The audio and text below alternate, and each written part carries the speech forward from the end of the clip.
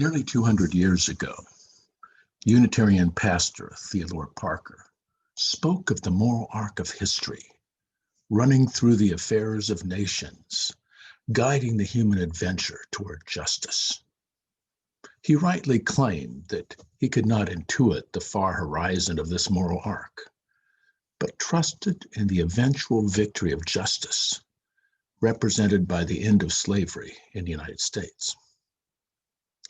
Process theology is grounded in the vision of a moral and spiritual arc that runs through the lives of persons, institutions, and nations. This arc is grounded in God's vision of possibilities, appropriate to each moment of experience and the long haul of history. History is not amoral, but has a movement toward goodness within it. While we often fail to incarnate this vision of truth, beauty, goodness, and justice, it still moves through our lives and the planet, challenging the status quo and calling us to horizons of hope and creative transformation. Like Hebraic prophets and Jesus, process theology affirms a moral horizon that calls us forward. This horizon calls persons and nations to promote value and beauty of experience, to not be content with injustice, exclusion, and inequality in the body politic. The path forward is a challenging one.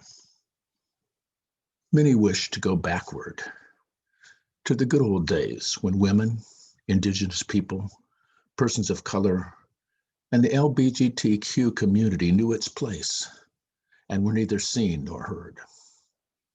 When law and order protected the majority and disenfranchised the minority, whether in the courtroom or in the polling place.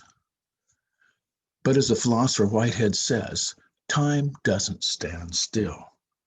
The pure conservative holding on to the past goes against the grain of the universe and the human adventure. Life evolves toward greater and greater complexity and beauty, whether in the formation of galaxies or our planet.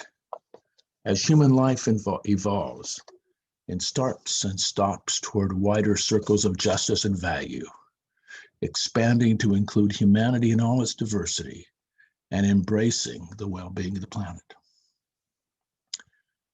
Regardless of the outcome of the election, we have work to do to align ourselves with that moral and spiritual arc of history, to let justice flow down like waters, to aim at liberty and justice for all, to care for the vulnerable at the ascending and descending edges of life, to recognize that the more perfect union is crowned not by Wall Street success, but by the blessedness of environments that add to the beauty, joy, fulfillment, and creativity of young and old alike, delighting in the interplay of unity and diversity.